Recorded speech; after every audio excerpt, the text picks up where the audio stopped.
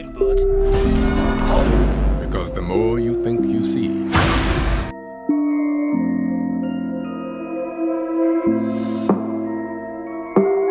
आपने कभी सपनों में छिपी जादूगरी दुनिया को देखा है, जहां विश्वास, साहस और रहस्य एक साथ जुटे होते हैं? तो चलिए इस सफर में शामिल हों और देखें टॉप 10 मैजिक साहसिक फिल्में जो आपको ले जाएंगी एक अद्भुत रहस्यमय दुनिया में। तो दोस्तों, आपने अभी तक चैनल को सब्सक्राइब नहीं किया है तो पहले सब्सक्राइब कर लो और वीडियो को एक लाइक कर दो। तो चलिए शुरू करते हैं। Number 1, the Lord of the rings trilogy एक महाकाव्य फंतासी फिल्म श्रृंखला है जो J.R.R. टोल्किन के इसी नाम के उपन्यासों पर आधारित है। यह श्रृंखला 3 फिल्मों में बनाई गई थी: the Fellowship of the Ring 2001, the Two Towers 2002 और the Return of the King 2003। Film श्रृंखला मध्य पृथ्वी नामक काल्पनिक दुनिया में सेट है। कहानी एक हॉबिट नाम के फ्रोडो बैगिंस के बारे में है, जिसे एक शक्तिशाली अंगूठी को नष्ट करने का मिशन दिया गया है। अंगूठी एक बुरी शक्ति है जिसे दानव राजा साउरोन ने बनाया था। यदि अंगूठी को नष्ट नहीं किया जाता है तो साउरोन मध्य पृथ्वी पर विजय प्राप्त कर लेगा और सभी को गुलाम बना लेगा। फ्रोडो अपने मित्र समूह दी फेलोशिप ऑफ द रिंग के साथ अंगूठी को ज्वालामुखी माउंट डूम में ले जाता है, जो एकमात्र जगह है जहां इसे नष्ट किया जा सकता है। रास्ते में वे कई दुश्मनों से lड़ते हैं, जिनमें साउरोन के 9 नाज़गुल या रिंग रेट्स भी शामिल हैं। अंत में फ्रोदो और उसके दोस्त अंगूठी को माउंट डूम में नष्ट करने में सफल होते हैं। साउरोन की शक्ति नष्ट हो जाती है और मध्य पृथ्वी को बचा लिया जाता है। The Lord of the ring एक महाकाव्य कहानी है जो साहस, दोस्ती और बुराई पर अच्छाई की जीत को दर्शाती है। यह एक क्लासिक फिल्म श्रृंखला है जो कई पीढ़ियों के लोगों को मंत्रमुग्ध कर रही है।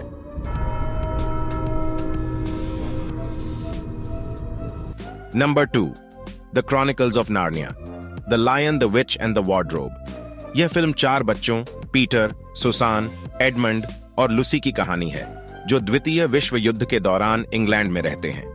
वे एक अजीब अलमारी में से एक को खोजते हैं जो उन्हें एक काल्पनिक दुनिया नार्निया में ले जाता है। नार्निया में वे एक बर्फीली जादूगरनी दी व्हाइट विच से लड़ते हैं जो 100 साल से नार्निया पर शासन कर रही है। दी व्हाइट विच ने नार्निया को एक निरंतर सर्दियों में रखा है और सभी खुशी को छीन लिया है। बच्चों को पता चलता है कि वे नार्निया के असली राजा और रानियों हैं और वे दी व्हाइट विच को हराने और नार्निया को मुक्त करने का मिशन दिया गया है। वे एक बहादुर शेर असलान के साथ मिलकर काम करते हैं जो नार्निया के वास्तविक राजा हैं। वे दी व्हाइट विच की सेना से लड़ते हैं और अंत में उसे हराते हैं। असलान के साथ बच्चे नार्निया को एक नई शुरुआत देते हैं और खुशी और समृद्धि लौटाते हैं। The Chronicles of Narnia, the Lion, the Witch and the Wardrobe एक साहसिक और रोमांचक फिल्म है जो अच्छाई और बुराई के बीच के संघर्ष को दर्शाती है। यह एक क्लासिक फिल्म है जो कई पीढ़ियों के लोगों को मंत्रमुग्ध कर रही है। Number 3, Harry Potter and the sorcerers stone. Harry Potter और पारस पत्थर एक 2001 की ब्रिटिश अमेरिकी फंतासी फिल्म है जो J.K. रोलिंग के इसी नाम के 1997 के इसी नाम के उपन्यास पर आधारित है। यह हैरी पॉटर फिल्म श्रृंखला में पहली फिल्म है और इसे क्रिस कोलंबस द्वारा निर्देशित किया गया था। फिल्म में डैनियल रेडक्लिफ, रूपर्ट ग्रिंट और एमा वॉटसन हैं, जो हैरी पॉटर, रॉन वीसली और हर्मियोन ग्रेंजर की भूमिका निभाते हैं। फिल्म में हैरी एक अनाथ लड़का है जो अपने क्रूड ड्यूडली चचेरे भाइयों के साथ रहता है। हैरी को उसके माता पिता की मृत्यु के बारे में नहीं पता है और वह यह भी नहीं जानता कि वह एक जादूगर है। हैरी के 11वें जन्मदिन पर हैरी को पता चलता है कि वह एक जादूगर है और उसे हॉगवर्ट्स स्कूल ऑफ विचक्राफ्ट और विजार्डरी में प्रवेश मिलता है। हैरी अपने नए दोस्तों रॉन और हर्मियोन के साथ मिलता है और वे एक साथ काम करते हैं ताकि खोए हुए पारस पत्थर को ढूंढ सकें, जो एक शक्तिशाली वस्तु है जो अमरता दे सकती है। फिल्म में हैरी को कई चुनौतियों का सामना करना पड़ता है, लेकिन वह हमेशा अपने दोस्तों के साथ रहती है। अंत में हैरी और उसके दोस्तों को पारस पत्थर मिल जाता है और वे इसे लॉर्ड वोल्डेमॉर्ट के हाथों से बचा लेते हैं। हैरी पॉटर और पारस पत्थर एक महत्वपूर्ण फिल्म है क्योंकि यह हैरी पॉटर फिल्म श्रृंखला की शुरुआत है। यह फिल्म हैरी पॉटर के चरित्र को पेश करती है और यह हमें हॉगवर्ट्स स्कूल ऑफ विचक्राफ्ट और विजार्डरी के बारे में भी बताती है। फिल्म में हैरी के साहस और दृढ़ता को दिखाया गया है और यह हमें यह भी दिखाती है कि कैसे दोस्ती और परिवार हमें मुश्किल समय में मदद कर सकते हैं। Number 4, the never ending story. The never ending story एक 1984 की जर्मन अमेरिकी फंतासी फिल्म है जो माइकल एंजेलो यदि कोपोला द्वारा निर्देशित और अर्नोल्ड क्लेम्पर द्वारा लिखित है। यह 1979 के इसी नाम के उपन्यास पर आधारित है जिसे मिशेल एंजेलो यदि कोपोला और केन फलेगत द्वारा लिखा गया था। फिल्म में बार्नबी बार्न्स द्वारा निभाई गई एक लड़के बास्टियन बुक्सबैकर का अनुसरण किया जाता है जो एक रहस्यमय किताब दी नेवर एंडिंग स्टोरी के बारे में सुनता है। जब वह किताब खोलता है तो वह खुद को फंतासी दुनिया फैंटासी में पाता है जहां वह अद्भुत प्राणियों और खतरों का सामना करता है। बास्टियन को फैंटेसी को बचाने और किताब के नायक एटोर को खोजने की जिम्मेदारी दी जाती है। बास्टियन बुक्सबैकर एक काल्पनिक दुनिया में प्रवेश करता है जिसे फैंटेसी कहा जाता है। इस दुनिया में एक विशाल अजगर ग्रुमम ग्रिमम ने एक दानव से लड़ाई लड़ी और हार गया। दानव ने ग्रुमम ग्रिमम को शाप दिया कि वह एक विशाल पत्थर के रूप में तब तक सोए रहेगा जब तक कि कोई नया नायक उसे न जगा सके। बास्टियन को पता चलता है कि वह ही वह नायक है जिसे फैंटेसी को बचाने के लिए बुलाया गया है। वह अटोर की तलाश में निकलता है जो एक मृतक राजकुमार है जो फैंटेसी को बचाने के लिए वापस आना चाहिए। बास्टियन को कई चुनौतियों का सामना करना पड़ता है लेकिन वह अंततः अटोर को खोज लेता है और उसे फैंटेसी को बचाने में मदद करता है। दी नेवर एंडिंग स्टोरी एक रोमांचक और कल्पनाशील फिल्म है जो बच्चों और वयस्कों दोनों को पसंद आएगी। यह फिल्म हमें दिखाती है कि कैसे साहस, दया और दोस्ती से सभी बाधाओं को पार किया जा सकता है।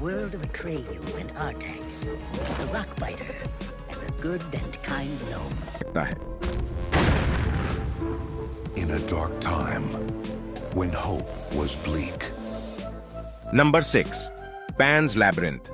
पान की लेबिरिंथ एक 2006 की स्पेनिश मैक्सिकन फंतासी फिल्म है जिसे गिलेर्मो डेल टोरो द्वारा लिखित और निर्देशित किया गया है। यह फिल्म 1944 के स्पेन में सेट है और एक युवा लड़की ओनफेलिया का अनुसरण करती है जो अपने नई सौतेले पिता कप्तान विडल के साथ रहती है जो एक क्रूर तानाशाह है। ओनफेलिया एक दिन एक फॉन से मिलती है जो उसे बताता है कि वह एक परी कथा की दुनिया से है और वह एक विशेष मिशन को पूरा करने के लिए भेजी गई है।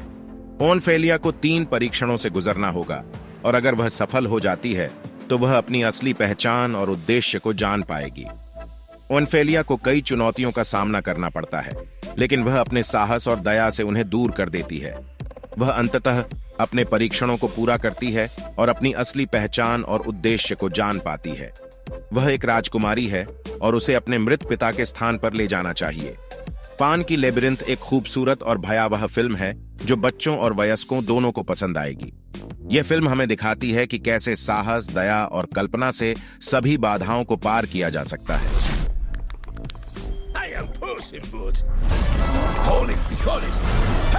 नंबर 7, पुस इन बूट्स। पुस इन बूट्स एक 2011 अमेरिकी एनिमेटेड एडवेंचर कॉमेडी फिल्म है जो ड्रीमवर्क्स एनिमेशन द्वारा निर्मित और पैरामाउंट पिक्चर्स द्वारा वितरित की गई है। यह 2004 की शॉर्ट फिल्म पुस इन बूट्स पर आधारित है जो शेर की किताब की एक स्पिन ऑफ है और शेर की किताब 2016 की एक प्रीक्वल है।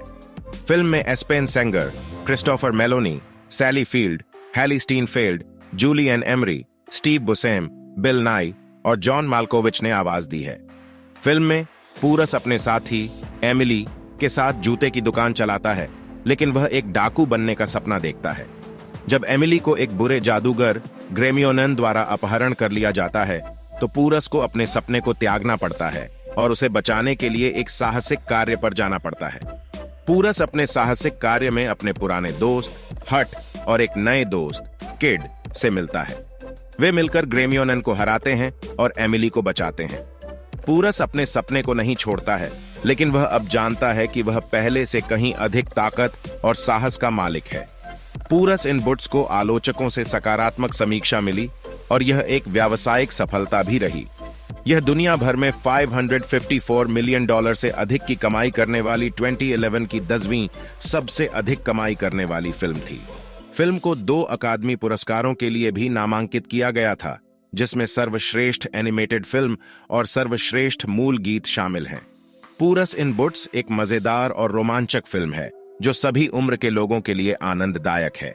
यह एक कहानी है जो साहस, दोस्ती और सपनों को पूरा करने के बारे में है। lives flashing before your eyes. Pray for mercy from Puss in Boots. Number 8 the Spiderwick Chronicles. The Spiderwick Chronicles एक 2008 की अमेरिकी फिल्म है जो होली ब्लैक और टोनी डिटरलिजी के इसी नाम के उपन्यास श्रृंखला पर आधारित है।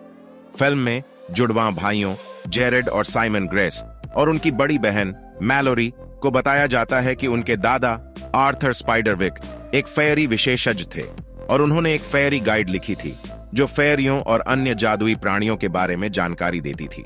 जब जेरेड और साइमन को फेयरियों के अस्तित्व का पता चलता है तो वे एक बुरे फेयरी मलगेरथ से लड़ने के लिए मजबूर हो जाते हैं जो फेयरी गाइड को पाने और फेयरियों को अपने अधीन करने की कोशिश कर रहा है।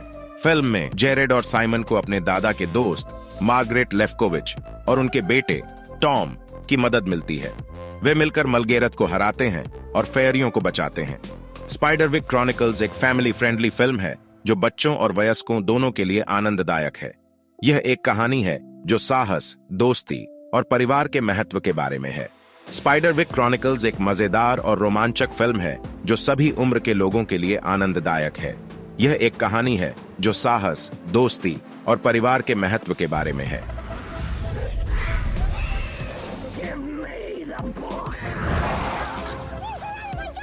Number 9 Now You See Me. Now You See Me एक अमेरिकी थ्रिलर फिल्म है जो लॉस एंजल्स में स्थित एक जादूगरों के समूह 4 हॉर्समैन के बारे में है। समूह एक बैंक में डकैती को अंजाम देता है, लेकिन वे ऐसा करते हैं ताकि वे पैसे को दर्शकों को वापस दे सकें। FBI एजेंट वॉल्टर एम्ब्रे और इंटरपोल डिटेक्टिव डीना ब्रेनन को 4 हॉर्समैन का पीछा करने के लिए लगाया जाता है। एजेंटों को जल्द ही पता चलता है कि 4 हॉर्समैन एक रहस्यमय व्यक्ति के लिए काम कर रहे हैं जिसे दी आयरन टाइगर के नाम से जाना जाता है। 4 हॉर्समैन और एजेंटों के बीच एक मनोरंजक और चतुर खेल शुरू होता है जिसमें प्रत्येक पक्ष दूसरे को एक कदम आगे रहने की कोशिश करता है। अंत में 4 हॉर्समैन अपनी योजना को अंजाम देने में सफल होते हैं और वे दुनिया भर में प्रसिद्ध हो जाते हैं। नाउ यू सी मी एक मजेदार और रोमांचक फिल्म है जो दर्शकों को बांधे रखती है। फिल्म में कई अद्भुत जादू के ट्रिक्स हैं जो दर्शकों को मंत्रमुग्ध कर देते हैं। फिल्म में भी कई ट्विस्ट और टर्न हैं जो दर्शकों को अंत तक बांधे रखते हैं। नाउ यू सी मी एक मजेदार और रोमांचक फिल्म है जो सभी उम्र के लोगों के लिए आनंददायक है। यह एक कहानी है जो जादू, रहस्य और षड्यंत्र के बारे में है। Dealing with something far bigger than us. We're all here for the same reason. We cannot quit now. Explode. Number 10 hocus focus. Hocus focus 1993 एक अमेरिकी कॉमेडी हॉरर फिल्म है जो त्रिशिया बैरोन के इसी नाम के 1986 के बच्चों के उपन्यास पर आधारित है। फिल्म में 3 शैतानी समरसेट काउंटी मैसाचुसेट्स में 300 साल बाद उठते हैं जब एक किशोर लड़का मैक्स डेनिसन उन्हें फिर से जीवित करने के लिए गलती से एक काला मोमबत्ती जलाता है। समरसेट्स काउंटी के 3 सबसे बुरे चुड़ैलों विनिफर्ड, मरियम और सैनहा 1693 में एक बच्चे की बलि देने के लिए गिरफ्तार किए गए थे। वे मौत से बच गए, लेकिन उन्हें एक काले मोमबत्ती से फिर से जीवित नहीं होने की शपथ दिलाई गई थी। 300 साल बाद मैक्स डेनिसन एक किशोर लड़का अपने छोटे बहन डेनी और उनके नए दोस्त एलिसन के साथ हैलोवीन मनाने के लिए सैमर्सविले, मैसाचुसेट्स जाता है। मैक्स एक किताब की दुकान में एक काला मोमबत्ती खरीदता है और उसे जलाता है, जिससे 3 शैतानी चुड़ैलों को फिर से जीवित कर देता है। चुड़ैलें अपने जीवन को वापस पाने के लिए एक बच्चे की बलि देना चाहती हैं। वे मैक्स और उसके दोस्तों का पीछा करते हैं जो उन्हें रोकने की कोशिश करते हैं। अंत में मैक्स, डेनी और एलिसन चुड़ैलों को हराने और उन्हें फिर से हमेशा के लिए बंद करने में कामयाब हो जाते हैं।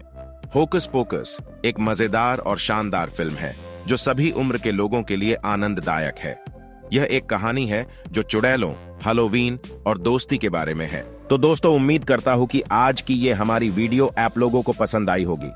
अगर ऐसा है तो आप हमारे चैनल को सब्सक्राइब करके और भी आने वाले वीडियो देख सकते हो। धन्यवाद।